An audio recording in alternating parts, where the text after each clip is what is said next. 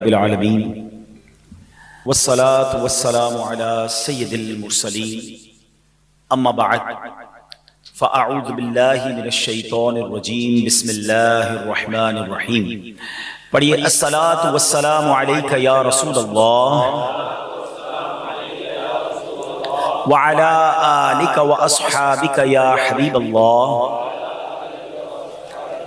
الصلاة والسلام علیک یا نبی اللہ وعلى آلك وأصحابك يا نور اللہ۔ نثار تیری چہل پہل پر ہزاروں عیدیں ربیع الاول، نثار تیری چہل پہل پر ہزاروں عیدیں ربیع الاول، سوائے ابلیس کے جہاں میں سبھی تو خوشیاں منا رہے ہیں۔ جس طرف دیکھیے اس مہینے میں نبی پاک کا چرچا بلند ہو رہا ہے، کون سی مارکیٹ ہے، کون سا محلہ ہے، کون سی مسجد ہے، عاشقان رسول جہاں موجود ہیں وہ نبی پاک کا ذکر کر رہے ہیں، ان کی آمد کی خوشیاں منا رہے ہیں۔ اللہ ان سب کو خوشیاں عطا فرمائے جو نبی پاک کی آمد کی خوشیاں منا رہے ہیں، اللہ ان سب کے غموں کو دور فرمائے۔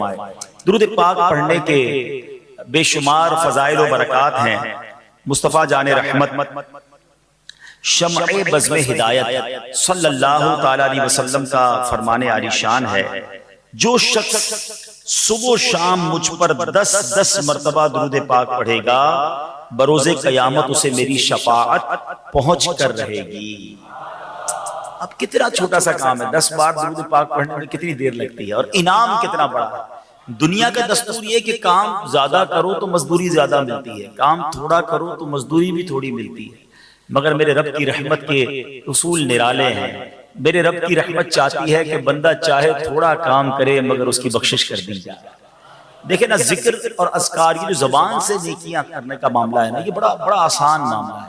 ذرا مل کر کہیے سبحان اللہ، اب کہیے الحمدللہ، اب کہیے اللہ اکبر۔ ہم اپنی جگہ سے ہلے بھی نہیں، ہمارا پسینہ بھی نہیں نکلا، ہمارا کوئی ٹائم بھی نہیں لگا۔ میرا خیال ہے مشکل سے 30 سیکنڈ لگے، مگر ان 30 سیکنڈ میں آپ کو اندازہ ہے آپ نے کیا ارن کر لیا ہے، آپ نے کیا کما لیا ہے۔ اس وقت ہم سب مل کر بھی اپنے پاس جتنی بھی رقم ہے، پیسے ہیں، ویلتھ ہے، سب شامل کر لیں مگر پھر بھی ہم جنت میں درخت نہیں خرید سکتے۔ Nobody have power to buy tree in heaven۔ ٹھیک ہے نا، ہم پیسے جمع کر کے ڈیفینس میں پلاٹ تو خرید سکتے ہیں، اسلام آباد میں کوئی پراپرٹی خرید سکتے ہیں، لندن میں کوئی پراپرٹی خرید سکتے ہیں، مگر پوری دنیا میں کوئی ایسا نہیں جس کے پاس یہ اختیار ہو کہ وہ جنت کی پراپرٹی خریدے۔ مگر میرے نبی کے سچے وعدے ہیں، جو ایک بار سبحان اللہ کہے اس کے لیے جنت میں درخت لگا دیا جاتا ہے، ایک بار الحمدللہ کہے جنت میں درخت لگ جاتا ہے، ایک بار اللہ اکبر کہے جنت میں درخت لگ جاتا ہے۔ تو درود پاک ہو، ذکر اللہ ہو، یہ بڑا کمال کا کام ہے، اور بغیر ایفرٹ، بس آپ بیٹھے بیٹھے پڑھتے رہیں، چلتے چلتے پڑھتے رہیں اور نیکیاں کماتے رہیں۔ مگر پھر بھی شیطان یہ آسان نیکی ہمیں کرنے نہیں دیتا۔ وہ موبائل ہاتھ میں ہے تو گھنٹوں نکل جائیں گے، دوستوں میں گپ شپ میں گھنٹوں نکل جائیں گے، لیکن زبان پر ذکر و درود آنے نہیں دیتا۔ آپ خود اپنے آپ سے سوال کریں نا، اب تو ربیع الاول کا مہینہ ہے، صبح سے لے کر شام تک کتنے درود پڑھے آپ نے؟ اپنے آپ سے پوچھتا رہے انسان۔ کتنے دن ہو گئے کہ آپ نے 100 بار کلمہ پاک پڑھا ہو؟ کتنے دن ہو گئے کہ آپ نے ایک پوری تسبیح جو ہے اللہ کے ذکر کی ہو؟ جو پڑھتے ہیں ماشاءاللہ نماز، چلے وہ نماز کے بعد تسبیح پڑھتے ہوں گے، لیکن اگر میں چوٹ کرنے کے لیے، تاکہ تھوڑا سا کہتے ہیں نا دنیاوی مثال دے کے بعد سمجھ زیادہ جلدی آ جاتی ہے، کہ اگر آج ہم یہ اعلان کر دیں کہ بھائی 3 دن کی اسکیم ہے، جو جتنے درود پاک پڑھے گا اسے اتنے 1000 روپے ملیں گے، اب سچ بتائیں کتنے پڑھ لیں گے؟ بندہ کہے گا موبائل بھی بند، جاب سے بھی چھٹی، 3 دن میں کم از کم 1,00,000 درود پاک پڑھ لینے، پتہ نہیں کتنے کروڑوں پہ بن جائیں گے۔ مجھے ایک بات بتاؤ یار، دنیا کے پیسے کی کوئی ویلیو ہے جنت کی نعمتوں کے آگے، رب کی رحمتوں کے آگے؟ تو پلیز یہ زندگی کو غنیمت جانیں، ان سانسوں کو غنیمت جانیں، اور جتنا ہو سکے اپنی زبان سے اللہ اور اس کے رسول کا ذکر کرتے رہا کریں، درود پاک پڑھتے رہا کریں۔ آئیے مل کر محبت کے ساتھ باواز بلند درود پاک پڑھ لیجئے۔ صلو علی الحبیب صلی اللہ تعالی علی محمد صلی اللہ علیہ وسلم۔ میرے پیارے اسلامی بھائیوں، نبی پاک علیہ السلام کی ذات وہ کمال کی ذات ہے، جس کی ہر ڈائمنشن، جس کا ہر پہلو ہی نرالا ہے۔ اللہ نے ایسا بنایا اپنے حبیب کو، ایسا با کمال بنایا کہ نہ اس سے پہلے ایسا بنایا نہ اس کے بعد ایسا بنایا۔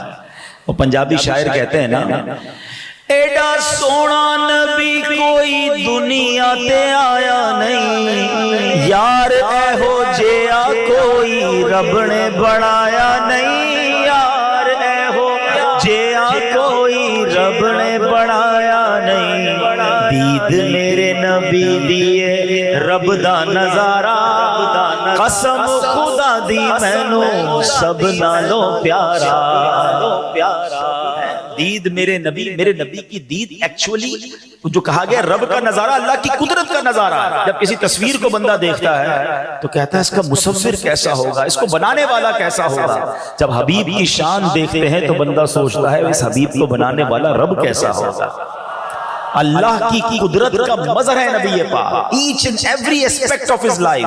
آپ نبی پاک کی زندگی کا کوئی بھی پہلو اٹھا لیں، وہ ہر پہلو میں باکمال ہیں۔ عیب تو دور کی بات ہے، گمان نقص بھی وہاں پر نہیں ہے۔ امیجنیشن بھی کوئی نہیں کر سکتا کہ نبی پاک جو ہے اس پہ معاذ اللہ کسی قسم کا کوئی عیب ہوگا۔ سیدی اعلیٰ حضرت لکھتے ہیں نا، وہ کمال حسن حضور ہے کہ گمان نقص جہاں نہیں۔ نقص تو دور کی بات ہے، گمان نقص بھی نہیں ہے۔ یہی پھول خار سے دور ہے، یہی شمع ہے کہ دھواں نہیں۔ کیا پیاری اگزامپل کے ذریعے سمجھایا کہ دنیا میں بہت ساری نعمتیں ہیں، مگر ہر نعمت کے ساتھ کوئی نہ کوئی آزمائش بھی ہوتی ہے۔ اب مثال کے طور پہ پھول، گلاب بہت اچھا لگتا ہے، مگر ساتھ کانٹا مزہ نہیں دیتے۔ کانٹا ہوتا ہے نا گلاب کے پھول کے ساتھ جو کلی ہوگی اس میں کانٹا بھی ہوتا ہے۔ شمع بہت پیاری خوبصورت لگتی ہے، کینڈل جب جلتی ہے تو ماحول اچھا بنا دیتی ہے، مگر اس میں سے دھواں نکلتا ہے، وہ مزہ نہیں دیتا۔ سیدی اعلیٰ حضرت سمجھا رہے ہیں کہ یہی پھول خار سے دور ہے۔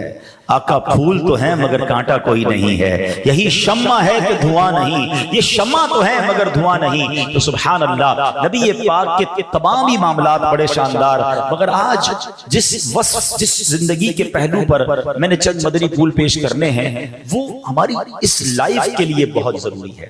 دیکھیں، ایک ہے ہم جشن ولادت مناتے ہیں، بہت اچھی بات ہے، مگر مقصد ولادت بھی ہمیں پتا ہونا چاہیے۔ نبی پاک علیہ الصلوۃ والسلام کو اس دنیا میں بھیجا کس لیے گیا؟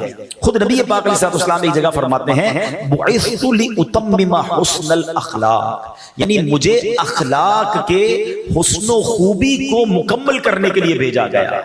آئے ہائے کیسا اخلاق تھا کہ قرآن فرماتا ہے وَإِنَّكَ لَعَلَىٰ خُلُقٍ عَظِيمٍ، بے شک تم یقیناً عظیم اخلاق پر ہو۔ یعنی نبی پاک علیہ السلام کے اخلاق کی قرآن مثال دے رہا ہے، اور گویا ہمیں رول ماڈل بتایا جا رہا ہے کہ لائف گزارنی ہے تو سرور کائنات علیہ السلام کے طریقے پر گزارنی ہے۔ نبی پاک نے کاروبار بھی کیا، آقا نے شادی بھی فرمائی، آپ کی فیملی بھی تھی، صرف پہاڑوں میں یا غاروں میں زندگی نہیں گزاری، یعنی زندگی کے وہ سارے کام کیے جو میں اور آپ کر رہے ہیں۔ آپ کے یہاں اولاد بھی ہوئی، آپ نے اپنے بچوں کی شادی بھی کی، آپ نے ٹریول بھی کیا، آپ کے دوست بھی تھے، آپ کے ساتھی بھی تھے، آپ لیڈ بھی کر رہے تھے، آپ جناب کمانڈ بھی کر رہے تھے، آپ نے جہاد بھی کیا، آپ نے دوسرے ملکوں سے تعلقات بھی بنائے۔ اللہ اکبر، یہ تمام کام ہمارے لیے رہنمائی ہیں۔ اگر کوئی باپ چاہتا ہے میں بہترین باپ بن جاؤں، وہ نبی پاک کی سیرت کو پڑھے۔ اگر کوئی دوست چاہتا ہے کہ میں بہترین دوست بن جاؤں، وہ نبی پاک کی صحابہ کے ساتھ جو ایٹیٹیوڈ تھا اس کو سمجھے۔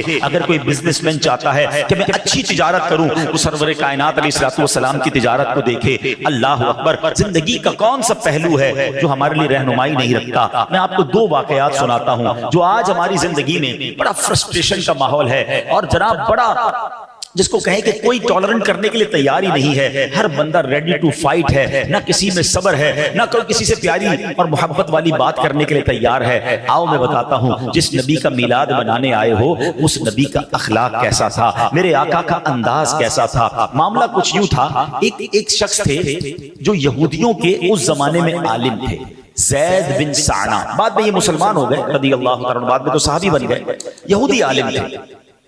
ایک بار نبی پاک علیہ السلام سے کچھ کھجوریں انہوں نے خریدی، اور کھجوریں دینے کی مدت میں ابھی 2 یا 3 دن باقی تھے، بزنس ڈیل تھی اور ٹائم طے ہو گیا کہ اتنے دنوں بعد نبی پاک انہیں کھجوریں دے دیں گے، ابھی 2-3 دن باقی تھے کمٹمنٹ پورا ہونے میں۔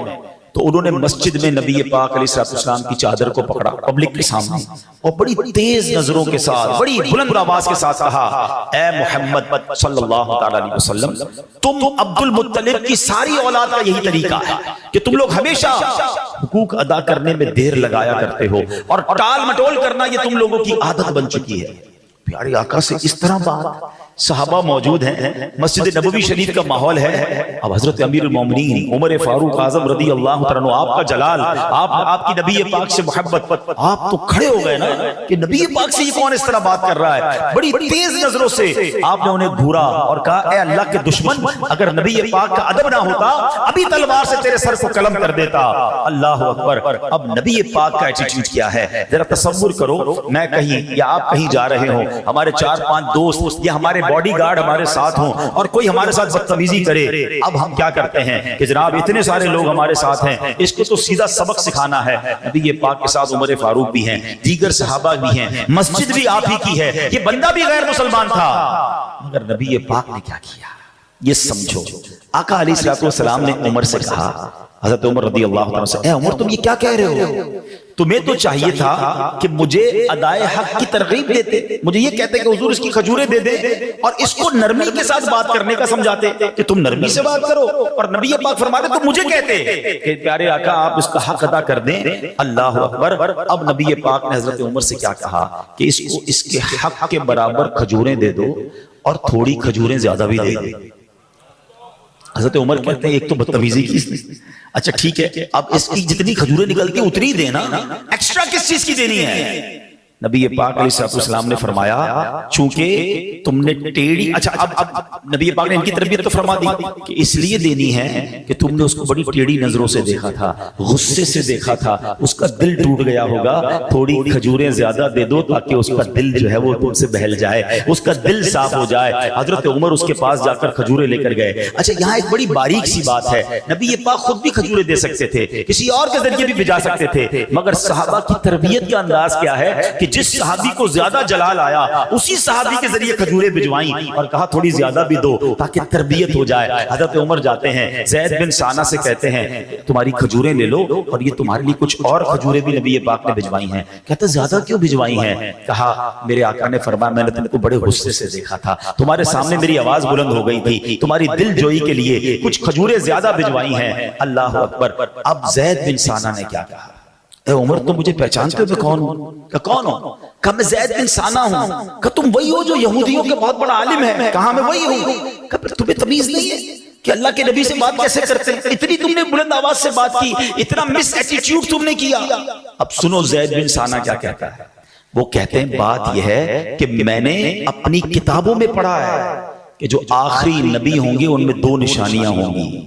ایک تو یہ ان کی نرمی غصے پر غالب رہے گی, اور دوسری یہ کہ جتنی جہالت کا برتاؤ کیا جائے گا اتنا حلم اور بردباری ان کا بڑھتا چلا جائے گا. اے عمر مجھے ٹیسٹ لینا تھا, مجھے پتا تھا کہ بڑوں سے اس طرح بات نہیں کی جاتی, مگر مجھے چیک کرنا تھا کہ جو ہماری آسمانی کتابوں میں آخری نبی کی نشانیاں ہیں یہ نشانیاں ان میں موجود ہیں کہ نہیں. اے عمر میں نے پہچان لیا ہے یہ اللہ کے آخری نبی, یہ سچے نبی ہیں. عمر سنو میں بہت مالدار آدمی ہوں اور میں نے اپنا آدھا مال نبی پاک کے قدموں میں قربان کر دیا, اسلام کے لیے وقف کرتا ہوں اور میں کلمہ پڑھتا ہوں اور گواہی دیتا ہوں کہ اللہ کے سوا کوئی معبود نہیں اور محمد الرسول اللہ اللہ کے رسول ہیں. اللہ اکبر. یہ ایک واقعہ کاش ہمیں سمجھ آ جائے. دیکھیں ٹٹ فور ٹیٹ, جیسے کو تیسا, اینٹ کا جواب پتھر سے. ارے اس نے میرے سامنے بدتمیزی کی, اب میں اس کو بتاتا ہوں میں کون ہوں. اس نے ایک گالی دی میں اس کو 7 گالیاں دوں گا. اس نے بدتمیزی کی اب اس کی اوقات یاد دلاؤں گا. یہ اسلام نہیں ہے. نبی پاک اور صحابہ یہاں بدلہ لیتے تو کیا زید بن ثانہ مسلمان ہوتے؟ آلویز آپ معاف کر کے دوست بنا سکتے ہیں, آپ بدلہ لے کے دوست نہیں بنا سکتے. بہت تھوڑی لائف ہے, 50 60 70 سال رہنا ہے. اگر اس میں بھی لڑائیاں ہی کرتے رہے, دشمن بناتے رہے تو زندگی کا لطف کیا رہے گا؟ ارے معاف کر دیا کرو, درگزر کر دیا کرو, دوست بنایا کرو. لائف تھوڑی ہے, لائف انجوائے کرو. لیکن آج حال یہ ہے فلاں بھائی سے بات نہیں ہے, فلاں بزنس مین سے میری میری بات بند ہے، اس رشتہ دار کے گھر میں نہیں جاتا، نہیں میں اس کی دعوت میں نہیں جاؤں گا۔ ارے زندگی کو شارٹ کیوں کرتے جا رہے ہو؟ اپنے معاملات کو کیوں کم کرتے جا رہے ہو؟ آقا کا یہ طریقہ نہیں تھا۔ اچھا نعت ہم سب پڑھتے ہیں، سلام اس پر کہ جس نے گالیاں سن کر دعائیں دی، سلام اس پر کہ جس نے خون کے پیاسوں کو کبائیں دی۔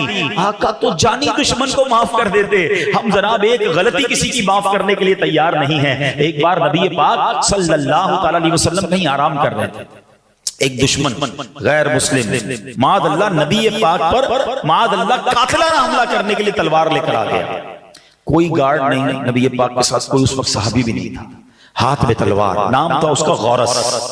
نبی پاک کے سامنے آ کے کھڑا ہو گیا، پیارے آقا کی مبارک آنکھیں کھلی، غورس بڑے تکبر میں کہتا ہے، اے محمد آج تمہیں مجھ سے کون بچائے گا؟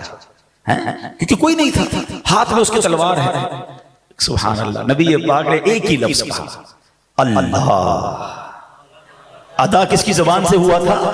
اللہ کے حبیب کی زبان سے۔ نام کس کا کہا؟ اللہ۔ اللہ اکبر، یہ لفظ کی ایسی ہیبت طاری ہوئی غورس پر کہ وہ لرزنے لگا، اس کے ہاتھ سے تلوار گر گئی۔ اب نبی پاک نے تلوار اٹھائی، کہا غورس اب تمہیں کون بچائے گا مجھ سے؟